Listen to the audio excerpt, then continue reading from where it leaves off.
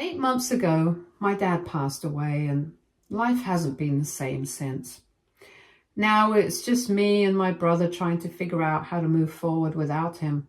Dad had a will, and in it, he made it clear he wanted me and my brother to have his house and everything in his bank account. I guess he thought that was the best way to take care of us. But when my mom found out, she was furious.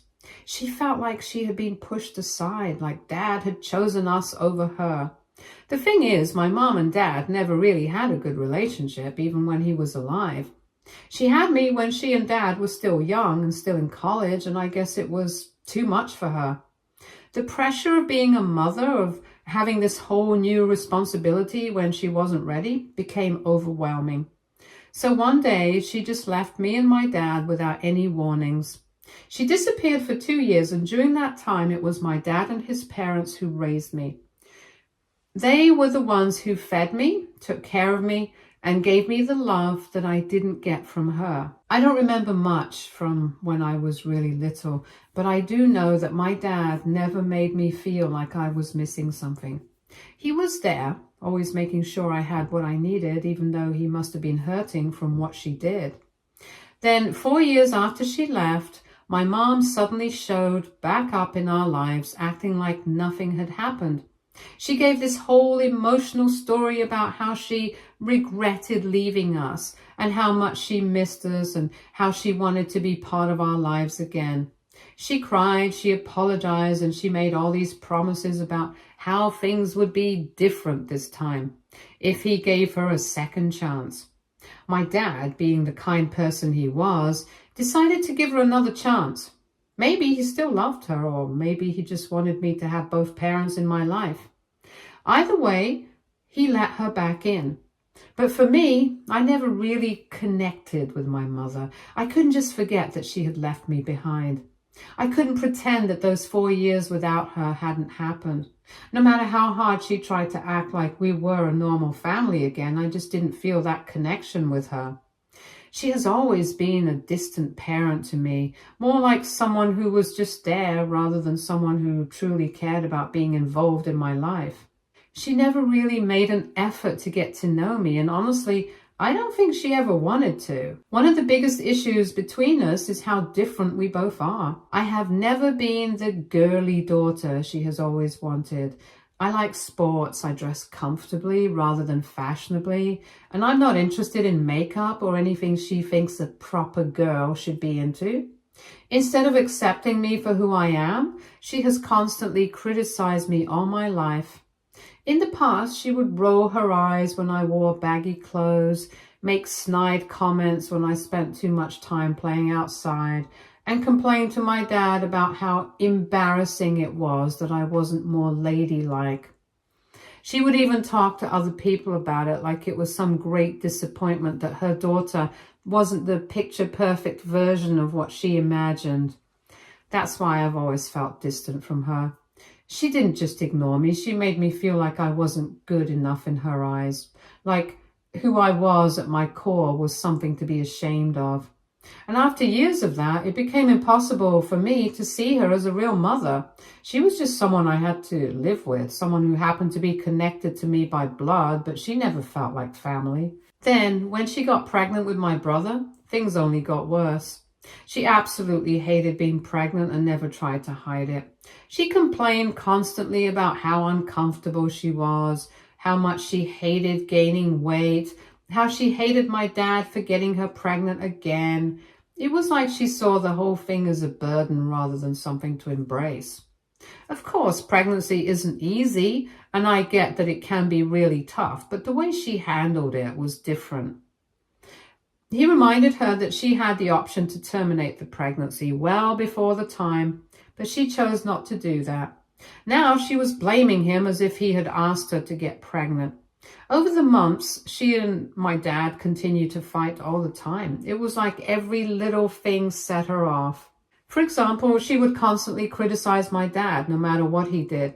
If he cooked dinner for her, she'd complain that it wasn't what she wanted or he made it wrong, even if she never told him what she actually wanted in the first place. If he tried to help her with anything, whether it was carrying groceries, rubbing her back when she said she was sore, or even just asking how she was feeling.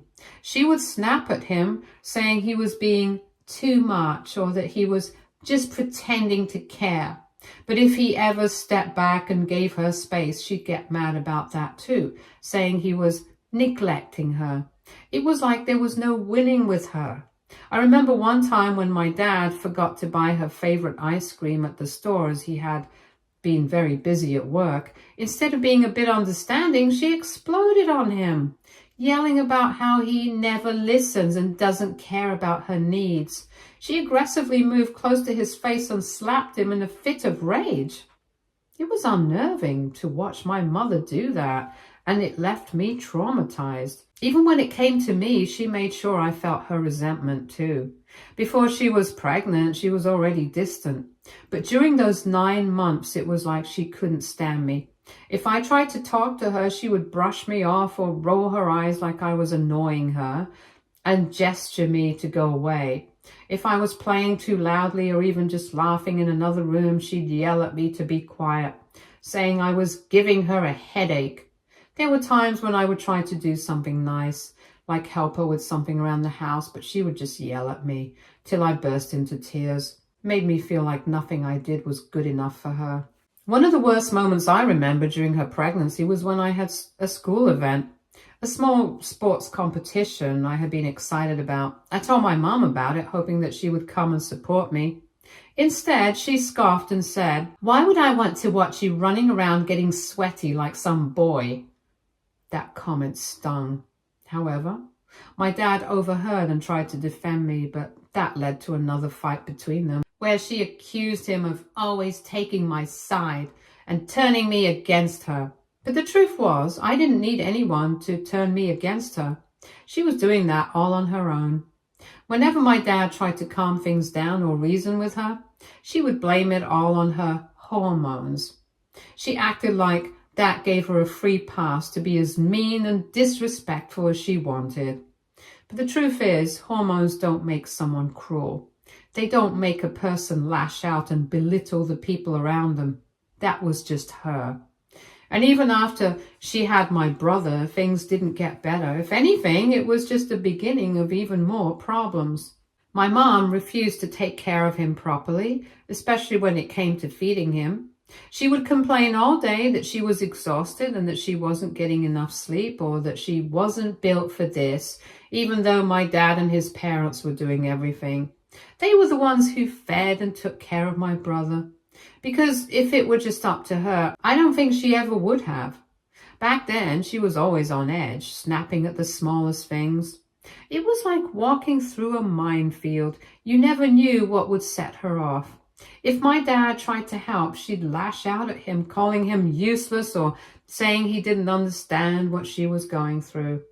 If I so much as made a noise while she was in a bad mood, she'd yell at me like I was the worst thing in the world. I didn't feel like I had a mother. I felt like I was living with someone who hated being around us. Eventually, my dad convinced her to see a doctor, and she was eventually diagnosed with postpartum depression. The doctors prescribed her medication, and for a while we hoped it would help. But even with the meds, things never really improved. She still had these really dark, heavy moods where it felt like nothing could reach her. And then one day, things escalated to a terrifying level. That day, she locked herself in the bathroom with my baby brother out of nowhere. He must have been terrified because he started to scream and cry. Dad banged on the door asking her to get out, but she didn't reply back to him. He got worried and started to break down the door as he could feel something was wrong. When he finally got through the door, we discovered my mother standing with a knife. She told us that she wanted to hurt herself, talking about how she couldn't do this anymore and how she just wanted it all to stop. My dad panicked, trying to talk her down, begging her to not hurt my brother. I don't know how long it took exactly, but eventually my dad was able to get her to come out and not hurt anyone with the knife. He took my brother from her, held him tightly, and made sure he was okay. My mom just stood there looking completely drained, like she had nothing left inside her. That night was the breaking point. My dad had no choice but to call the police. He was terrified for my baby brother, terrified for me, terrified for what my mom might do, and completely overwhelmed by a situation that had spiraled so far out of control. When the police arrived, they managed to take my mother away. She was then admitted into a psychiatric center with 24/7 security to make sure she didn't hurt herself or anyone else. Mom was there for a while, undergoing intensive treatment. The doctors put her through counseling, therapy, and mandatory psychiatric sessions to help her deal with whatever was going on inside her mind. It wasn't just about medication anymore. It was about making sure she was stable enough to function again. Eventually, after completing all the required programs, she was released, but nothing really went back to normal after that. My dad was different. He was always a cautious man before, but after everything that had happened, he became even more protective of us. He didn't trust my mom to be alone with me or my brother, and honestly, I don't blame him. He had seen too much, been through too much, and he wasn't willing to take any more risks. So every time he had to go to work, he would drop us off at his parents' house instead of leaving us alone with my mother. He didn't trust that she wouldn't snap again, and no matter how many counseling sessions she went through, that fear never left him. And honestly, it never left me either. So it became our new routine, me and my brother spending most of our time with our grandparents instead of our mom. Because of everything we went through growing up, my brother and I became incredibly close. We've been through hell and back together, and he's the only person who truly understands just how crazy and dysfunctional our family is. No one else could possibly get it. We didn't just grow up as siblings, we both survived as a team. Through all the chaos, all the fights, all the times we felt like we had no one else to rely on, we always had each other. A year before my dad passed away, he was diagnosed with cancer. He was the one constant in our lives, the one person who had always protected us, always made sure we were okay. The thought of him being sick, of him not being there anymore, was unbearable. At first, we clung to hope.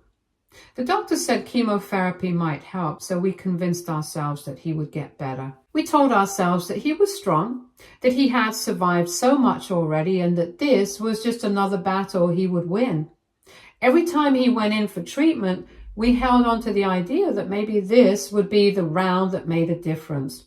Maybe this would be the one that turned things around. No matter how hard we wished for that, it never happened. He just got weaker. The chemo drained him. My dad, who had always been so full of life, so protective and strong, started to fade right in front of me. And no matter how much we tried to be strong for him, deep down, we were terrified. We knew we were losing him. During this time when my dad was at his weakest physically, mentally, and emotionally, my mom decided to do something that shattered what little respect I had left for her. While he was fighting for his life, going through grueling chemo treatments, barely able to eat or sleep, she started cheating on him. I don't know exactly when it started, but looking back, I realized there were signs. She was always distant, spending more time away from home, never visited Dad, acting strange at all times, dressing up more than usual for errands. Then one afternoon I came back home from college. I thought it was just like any other day. I was tired from classes, ready to drop my bag, maybe check in on Dad. But when I walked into the house, I heard noises from my parents' bedroom. Something felt off. So I went to check on it. When I opened the door, I saw my mother in bed with a stranger. This was a random man I had never seen before, lying there in my parents' bedroom like he belonged in our home. Like my father, the man who had given my mom everything, didn't even exist. It felt like time stopped. I remember standing there frozen, my heart pounding so loudly I thought I would pass out. She saw me and started to panic. She scrambled for excuses, for explanations, but nothing she could say would ever erase what I had just seen. The image burned into my memory. No matter how much I tried to push it away, it lingers. My mother betrayed my father while he was in the middle of the worst battle of his life. The absolute disgust and anger I felt in that moment are emotions I can't even fully describe. After I caught her, my mom went into full damage control mode. Instead of owning up to what she did, she started to gaslight me. She begged me not to say anything to my dad, and she looked me in the eyes and told me that if I said a word, I would be the one to hurt him, not her. She convinced me that he was already suffering enough, and that knowing the truth would kill him faster. That it was better for him never to find out. She made it sound like she was doing this for him, like she was protecting him, when in reality, she was only protecting herself. I wanted to scream at her. I wanted to tell her that she was the one hurting him, that she was the one breaking everything apart, but I felt trapped. I hated to admit it, but she was right. How could I tell him this? He was already suffering enough. How could I tell a dying man that the woman he spent his life with, the woman he forgave time and time again, was betraying him in the worst possible way? So, against everything in me, I stayed silent. Not for her, not because I thought she was right, but because I couldn't bear to add to my dad's suffering. Mom assured me that she would not continue the affair, but of course she was lying. I wanted to think that maybe she felt some kind of guilt, but she didn't. She never did. Because by the time my dad passed away, she had already hooked up with multiple men. She wasn't just unfaithful, she was also shameless about it. She would disappear for hours, sometimes whole nights with no explanation. She'd come home smelling like men's cologne, hungover, her lipstick smudged, her hair a mess. I knew exactly what she was doing, and every time I looked at my dad, frail and tired, barely holding on, it made me sick. She had no respect for him, no love, no decency. While he was fighting for his life every day to survive, she was sneaking around behind his back, betraying him over and over again. This is exactly why I felt a sense of relief when I found out that my dad didn't leave her anything in his will. She didn't deserve a single thing, not after everything she had done behind his back. She had already taken so much from him while he was alive, so the fact that she was completely cut out of his will felt like justice. It was like he knew what kind of person she was, even if he never said it out loud. But of course, my mom wasn't the type to accept that. She never took accountability for anything in her life, and this was no different. Even though my dad legally left everything to me and my brother, she still tried to weasel her way back in. This year, I finally graduated and landed a good job, but my brother is still a minor. Hence, my mother pressured me, urging me to let her live in the house even though she had no legal right to it. At least until my brother went off to college. She argued that this was our family home and that she had every right to stay there even though Dad didn't leave her the deed. She acted like it was some huge injustice, like she was being wronged, when in reality she was the one who had wronged us over and over again. She tried to guilt trip me, saying that my brother needed her and that kicking her out would tear the family apart. I was okay with letting my mom stay in the family house for the time being, not for her sake, but for my brother's. I didn't want to uproot his life while he was finishing school. As much as I despised my mother's behavior, I wasn't going to make things harder on him. But ever since Dad passed away, my mom has stopped pretending to be anything other than who she really is. She doesn't even try to hide her dating life anymore. Before, she at least had the decency to be secretive about it, sneaking around like she knew it was wrong. But now she just doesn't care. She brings new men around the house like it's nothing. Different faces every few weeks, sometimes even days.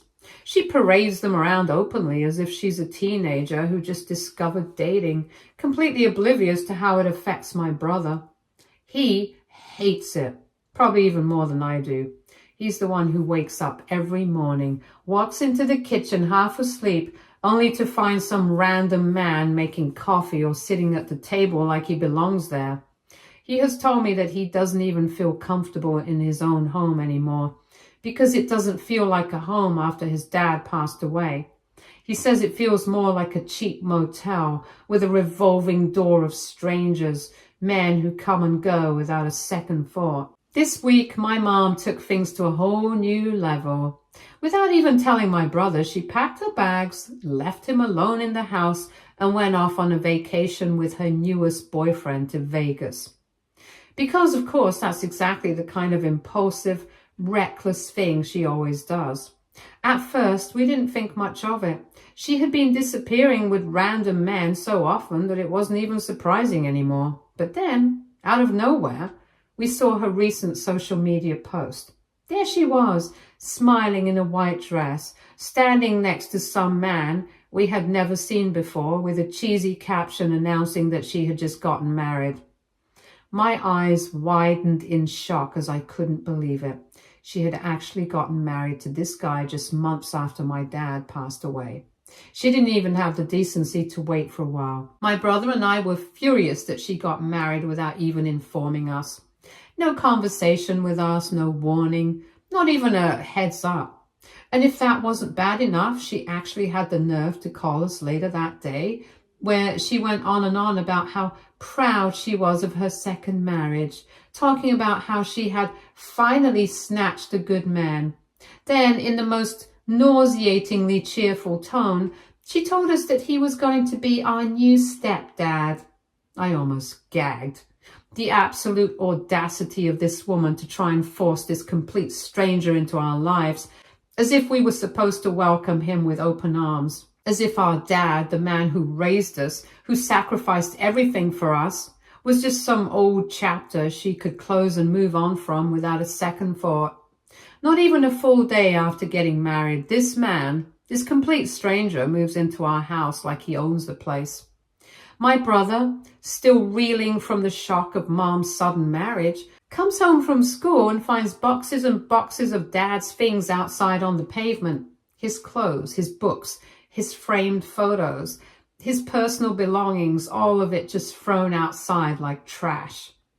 He rushed inside looking for an explanation and noticed that out in the backyard, Mom and her new husband were burning some of Dad's belongings. He screamed at them to stop, but Mom had the nerve to act surprised, like she didn't know why he was so upset. Her new husband just scoffed and shouted back at my brother that he had thrown away all those boxes and was burning the rest of Dad's belongings because he didn't want to live in a house full of a dead man's things. He looked at my brother dead in the eye and sneered, "You need to get over your grief and move on, boy. Your real dad is here now." That was the moment my brother snapped. He lunged at him, fists clenched, ready to beat the hell out of the man. But Mom intervened and defended her husband. She told my brother that he was overreacting over meaningless things. Since I've learned the truth about everything, I want to kick my mother and her new husband out of the house. Would I be an a-hole if I did? Update 1. I appreciate every single one of you who took the time to respond. Hearing your thoughts and perspectives has helped me feel more confident in handling this situation. I think the reason that my dad never divorced my mother even after everything is because my dad was always the kind of person who believed in family, no matter how much pain it brought him. He never wanted my brother and me to grow up without both parents, and I think deep down he always hoped that she would change one day. He loved us too much to risk losing us in a messy divorce, especially when we were younger. I also think that once he got sick, it became less of a priority. At the time, he was just focused on trying to survive. Also, the only reason I ever agreed to let my mother stay in the house was because my brother was still a minor and I didn't want to make his life more unstable. I figured that as long as he was still in school, it was better for him to stay in a familiar environment rather than dealing with even more chaos. But after what just happened, I will make sure that she's not staying at our house for much longer. I'll keep you all updated as things move forward. Update 2. This week, after everything that happened, I decided to talk to a lawyer to understand my rights and what I could do to protect my brother and our home. After reviewing the situation, my lawyer confirmed that since the house legally belongs to me and my brother, I have every right to make my mother and her husband leave. So I officially had a notice served to my mom, ordering her and her partner to move out. As expected, they were furious. My phone has been blowing up with calls and messages from Mom, but I haven't answered. I already know it's just going to be more manipulation, guilt-tripping and yelling, none of which I'm willing to deal with. Meanwhile, I've booked my tickets and will be heading back home soon. My brother needs me, and there's no way I'm leaving him to handle this mess alone. It's time to take back what's ours. Update 3. It's been 2 months and my mother is officially out of our house. When the move-out deadline got closer, my mom became more and more desperate. At first, she was furious, calling me ungrateful, selfish, and cruel. She accused me of trying to ruin her life, of taking away her home, or even though it was never hers to begin with. She threw every insult she could think of, hoping I would back down, but I didn't budge. Then, when she realized her anger wasn't working, she switched tactics. Suddenly, she wasn't the raging, bitter woman cursing me out. Now she was the helpless victim. She started groveling, her voice trembling as she begged me to let her stay. She sobbed about how I was taking away the only thing she had left that reminded her of our father.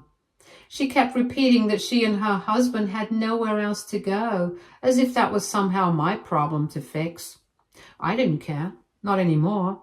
I had spent my whole life watching her make selfish decisions, watching her hurt the people who actually loved her. Never once had she faced real consequences for it. This time was different.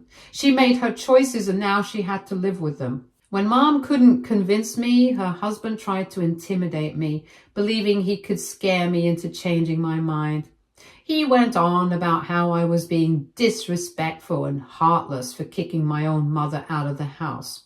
He acted like he had some kind of authority over me, like just because he married my mom, he could push me around. When I didn't care about what he had to say, he even got nastier. He threatened me, saying things like, "You don't know who you're messing with, and I know where you live and can always come back to teach you a lesson." But I stood my ground. I wasn't a scared little kid, and I damn sure wasn't going to let some man who had known my mom for 5 minutes act like he had any say in my life. I told him straight up that if he or my mom refused to leave, I would get the police involved. I made it clear that if they tried anything shady, I wouldn't hesitate to file trespassing charges and have them both removed by force. The second I mentioned the police, he changed his tune. His tough guy act disappeared, and suddenly he wasn't so eager to argue anymore. Since Mom and her husband moved out, my brother and I have officially cut them off. No contact, no updates, nothing. She made it clear a long time ago that we were never really her priority, so now she's not ours either. To make sure she doesn't try anything, we have even changed the locks and installed security cameras around the house. There's absolutely nothing she or her husband can do to us now. This is our home, and for the first time in a long time, it finally feels like we are going to have some peace. Stay tuned for more stories from our girl relationships.